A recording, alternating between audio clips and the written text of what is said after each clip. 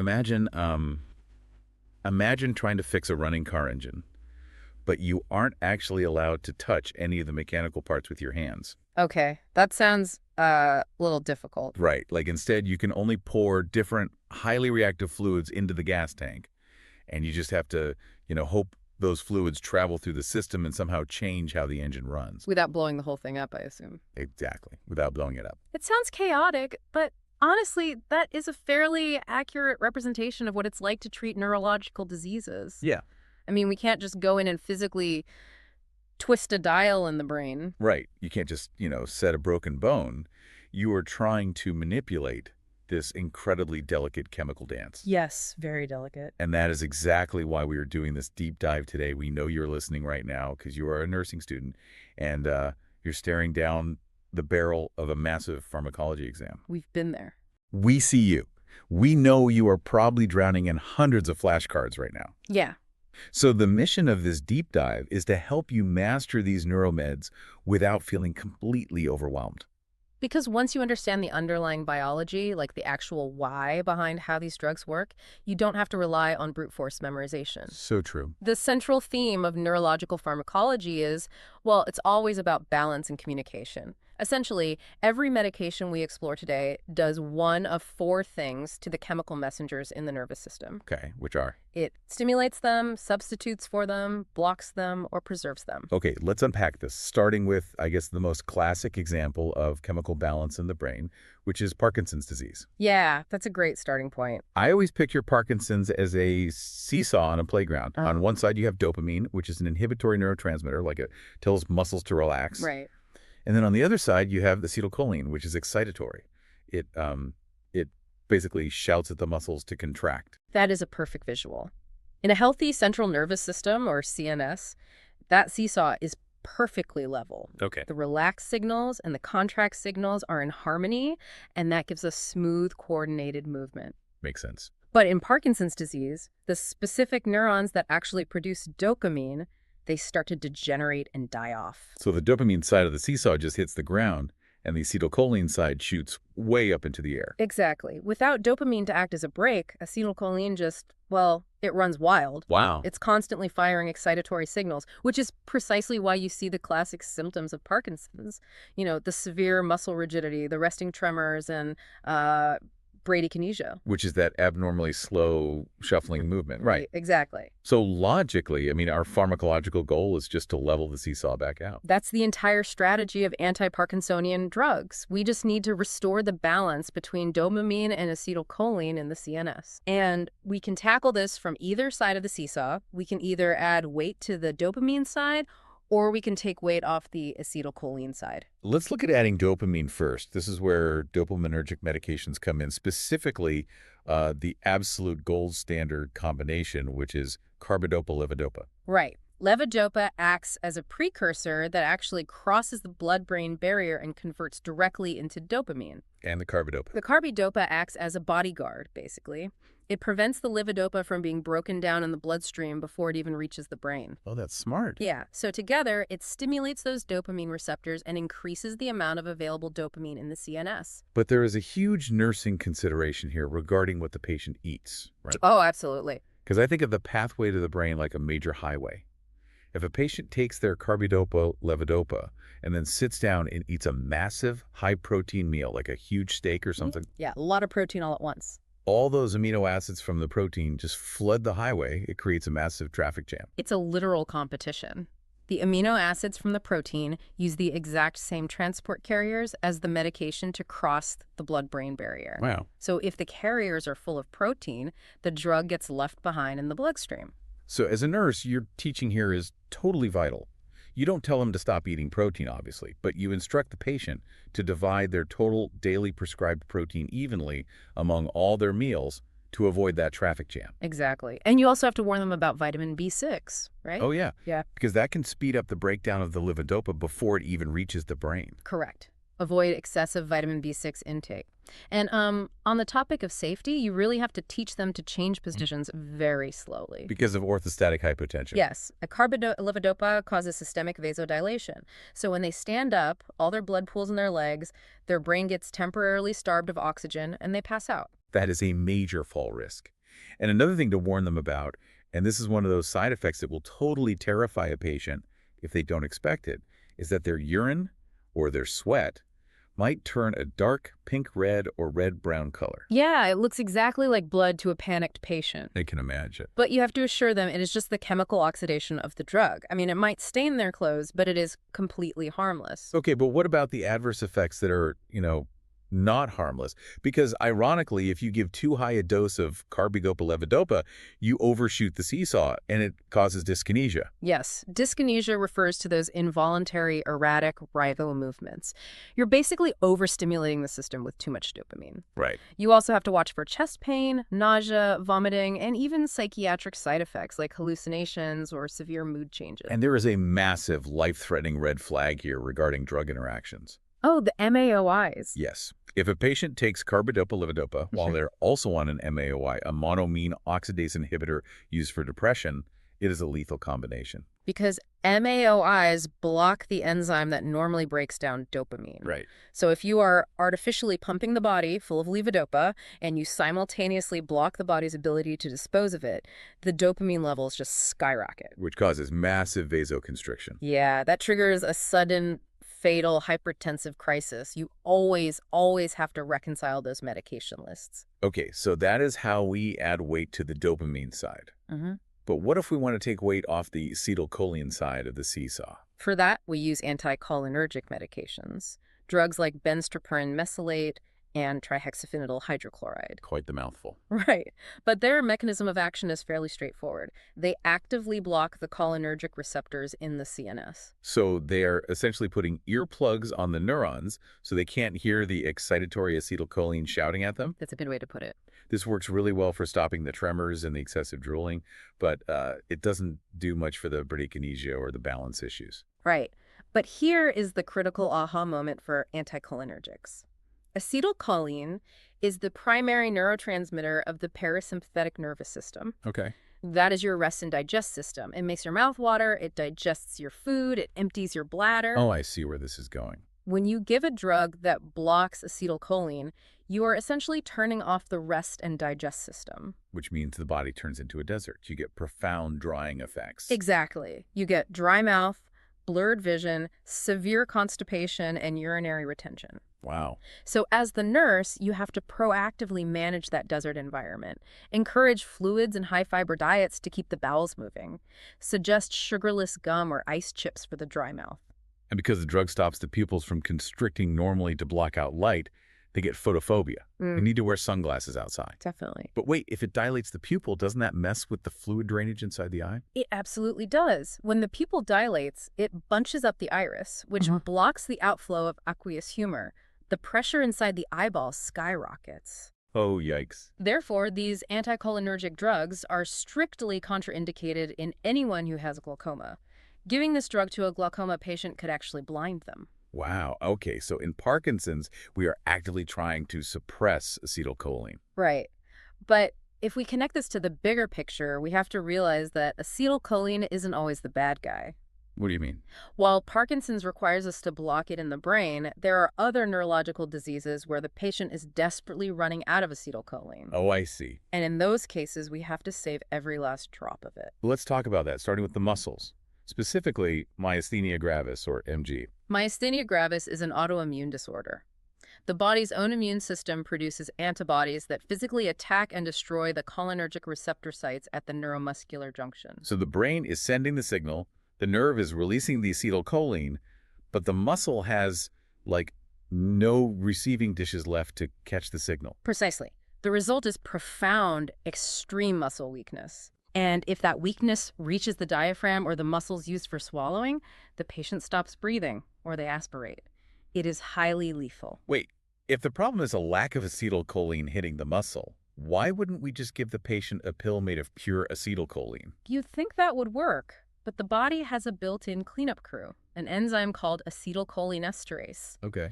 Its only job is to sweep through that synaptic gap and instantly destroy any leftover acetylcholine so a muscle doesn't stay contracted forever. Ah, I get it. If you gave a patient an acetylcholine pill, the cleanup crew would completely obliterate it in the bloodstream long before it ever reached a muscle. Oh, So we have to outsmart the cleanup crew. Exactly. We use antimyasthenics. These are indirect-acting cholinergic agonists like neostigmine and pyridostigmine. Wait, indirect acting. Yeah, they don't mimic acetylcholine.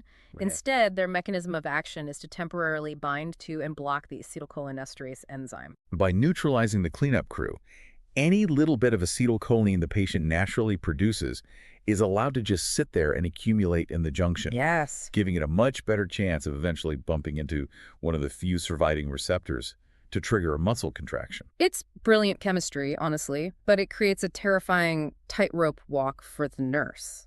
You have to maintain the absolute perfect level of this medication in the patient's blood. Because if you underdose them, the disease takes over. They go into a myasthenic crisis, and they become too weak to breathe. Right. But if you overdose them, you cause a cholinergic crisis. Exactly. An overdose means there is zero cleanup crew, so acetylcholine floods the system, causing massive, overwhelming parasympathetic overstimulation. Which looks like severe bradycardia, a dangerously slow heart rate. Bronchospasm, so their airways clamp shut. Pupillary meiosis, which means their pupils shrink down to tiny pinpoints. Right. Excessive tearing, profuse sweating, vomiting. Basically, every fluid in their body is running on overdrive. But here is the tricky part. In a cholinergic crisis, the muscles get so overstimulated by the flood of acetylcholine that they essentially short-circuit and stop responding entirely. Wait, really? Yeah, the patient becomes profoundly, paralyzedly weak. So if an MG patient is wheeled into your ER and they can't move or breathe, how do you know if they're underdosed in a myasthenic crisis or overdosed in a cholinergic crisis? Weakness is the main symptom of both. That is where you use a diagnostic drug called edrophonium. It is an ultra-short-acting version of the drug we just talked about. Okay. You inject it into the patient's IV. If their wetness suddenly miraculously improves for a few minutes, you know they were starving for acetylcholine. So they are in a myasthenic crisis and they need a higher dose of their daily meds. Exactly. But if you inject the edrophonium and their wetness gets worse or their heart rate totally bottoms out, You know, they were already toxic. They are in a cholinergic crisis. and if that happens, you must have the antidote drawn up and ready to go in your other hand. The antidote for a cholinergic crisis is atropine sulfate, which instantly blocks the parasympathetic overload. This is why timing is absolutely everything with myasthenia gravis. Meds must be taken precisely on time to prevent that weakness. Yes, exactly. And you want to give the medication with a little bit of food to stop GI upset, but here is a hyper-specific patient teaching point. They need to eat their actual full meals 45 to 60 minutes after taking the drug, Why is that timing so crucial? because it takes about 45 minutes for the drug to reach its peak effect. Yeah. You want them trying to swallow food right when their throat muscles are at their absolute strongest to prevent them from aspirating food into their lungs. It's all about maximizing the function of that neuromuscular junction. Totally. Now, moving from the muscles back to the brain, acetylcholine isn't just for movement. Right. In the cerebral cortex, acetylcholine is the chemical bridge that allows neurons to connect memories and thoughts. And that is exactly the chemical pathway that degrades in Alzheimer's disease. Okay, so if neostigmine works to save acetylcholine at the muscles, can we just use that for Alzheimer's patients?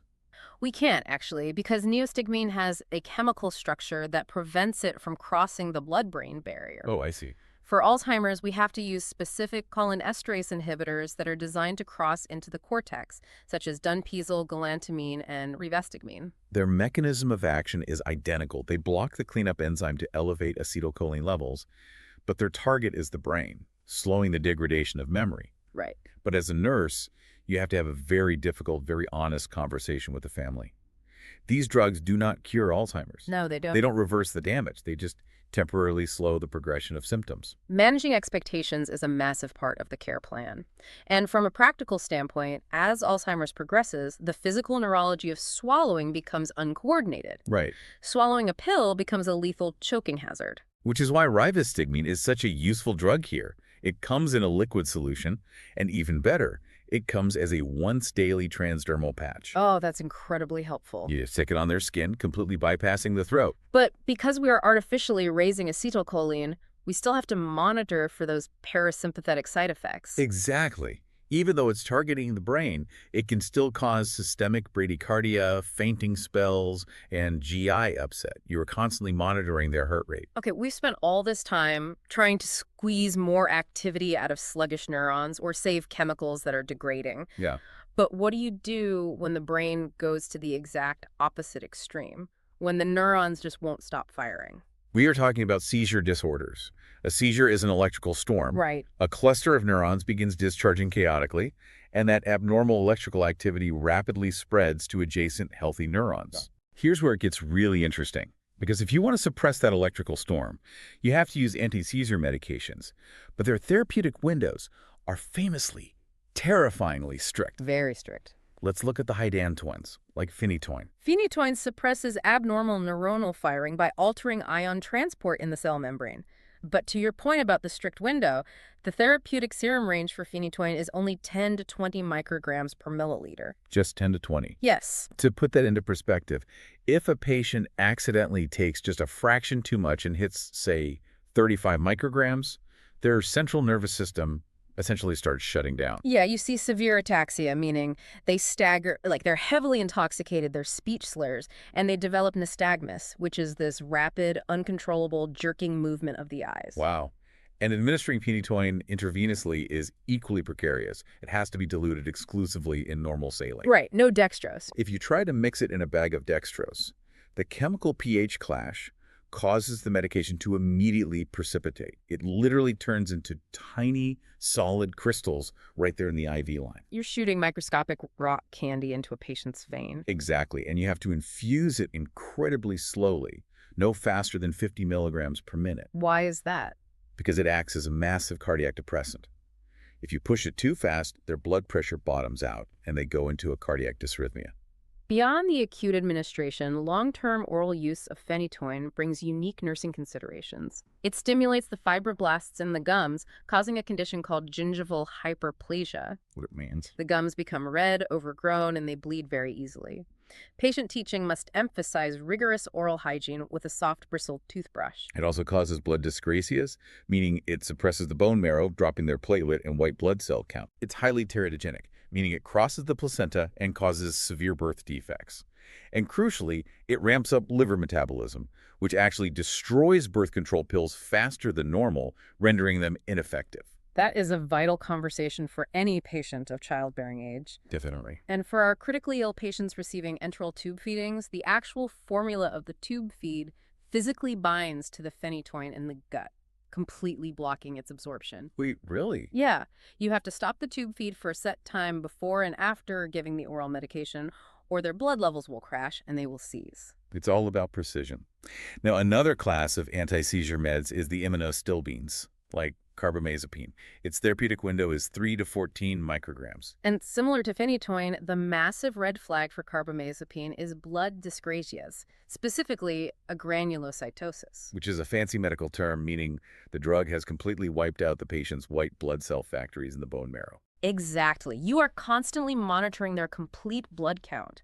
If you draw their blood and their white blood cell count has plummeted to 3,000, that patient has virtually zero immune system. Wow. They are incredibly toxic and vulnerable to lethal infections. Now, let's picture an ER scenario. A patient is wheeled in, and they aren't just having a routine seizure, they are in status epilepticus. Right, a medical emergency. They have been seizing continuously for 5 minutes. Their brain is being starved of oxygen. Yeah. The first-line pharmacological intervention there is an intravenous benzodiazepine, like diazepam or lorazepam, right? Yes. It acts almost instantly to depress the CNS and break the seizure. But there is a huge strat here for nurses. We all learned that if a patient overdoses on a benzodiazepine, the reversal agent you give is flumazenil. Right. But if you have a patient who just survived status epilepticus because you gave them diazepam and they're groggy, so a doctor says, hey, let's wake them up with flumazenil. You absolutely question that order. If you give flumazenil, you instantly strip away the very medication keeping those hyperactive neurons at bay. You rip the brakes off the brain. Wow. The seizures will instantly return and they will be infinitely harder to control. Flumazenil is strictly contraindicated in that specific scenario. Such a great clinical catch. The last anti-seizure class to mention quickly is the valproates, like valproic acid, Right, heavily used. also heavily used, but you have to watch out for three major things: pancreatitis, severe hepatotoxicity, so watch those liver enzymes, and it is notoriously teratogenic, specifically causing neural tube defects in a fetus. Okay, we've covered balancing chemicals and we've covered suppressing electrical storms. But what happens when the physical, structural wiring of the nervous system is under attack? You're talking about multiple sclerosis, or MS. Hmm. In MS, the body's own immune system gets confused and starts attacking the myelin sheath. Right. That is the protective fatty coating that insulates the neurons in the brain and spinal cord, just like the rubber insulation around a copper wire. And when that insulation is eaten away by inflammation, the electrical signals traveling down the wire slow down, short circuit, or stop entirely. Which causes the motor weakness, the vision loss, the severe fatigue. Right. Our pharmacological strategy for MS is basically three-pronged. We have to alter the disease process itself, we have to extinguish acute flare-ups, and we have to manage the lingering daily symptoms. Let's start with altering the disease. We use disease-modifying medications. These include immunomodulators like the interferons and glatiramer acetate and powerful immunosuppressants like metoxantrone. Okay. Their mechanism of action is to intentionally suppress the body's immune response. By calling off the attack dogs, they decrease the frequency of relapses and prevent new lesions from forming on the brain. But turning down the immune system is a dangerous game. The immunomodulators famously cause brutal flu-like reactions, hepatotoxicity, and they can alter brain chemistry enough to trigger profound clinical depression. And the immunosuppressants can cause cardiotoxicity, damaging the heart, and severe myelosuppression. Again, myelosuppression means shutting down the bone marrow's ability to manufacture white and red blood cells. Right.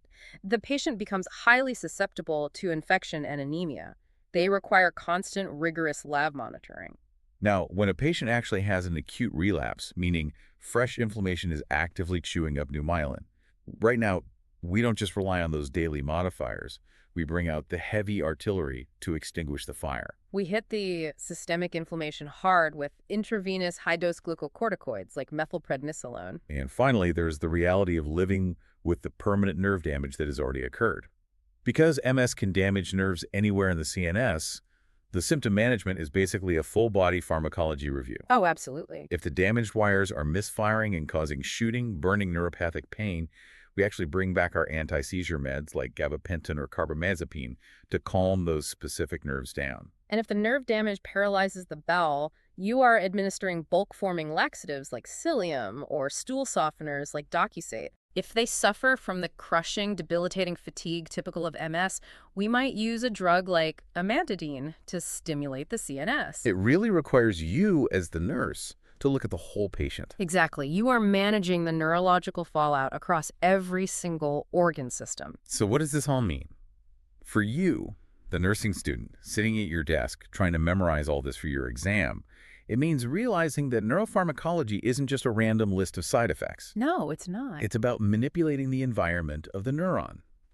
Whether you are supplying missing dopamine to level out the Parkinson's seesaw, putting a chemical roadblock in front of the cleanup enzyme to save acetylcholine in myasthenia gravis, preventing an electrical storm in a seizure disorder, or calling off a systemic immune attack on the myelin sheath in MS. Beautifully summarized. Once you understand that mechanism, the nursing considerations naturally fall into place. They are simply the direct biological consequences of the chemical levers you are pulling. Exactly. But looking at all this raises an important question, one that steps just slightly outside the textbook. Oh, I always love where this goes. We've just spent this entire time talking about how tweaking a single enzyme or blocking a single receptor can profoundly alter a patient's memory, their physical movement, their mood, and their behavior. Yeah. If a pill can change all of that, it begs the question, how much of what we consider our personality, our unique human selves, and our free will is really just the result of a fragile, perfectly balanced chemical equation in our cortex? Wow. It completely shatters that mechanic analogy we started with. We want to believe the mind is this solid, untouchable thing, but in reality, who we are is just swimming in these incredibly delicate, easily altered chemical waters. It is a profoundly humbling thought for anyone entering the medical field. You aren't just treating a diagnosis, you are protecting the very chemistry that makes them who they are. It really is. Well, to the nursing student listening right now, you've got this. You have the knowledge, you understand the mechanisms behind the drugs, and you are ready to absolutely ace this exam. Good luck.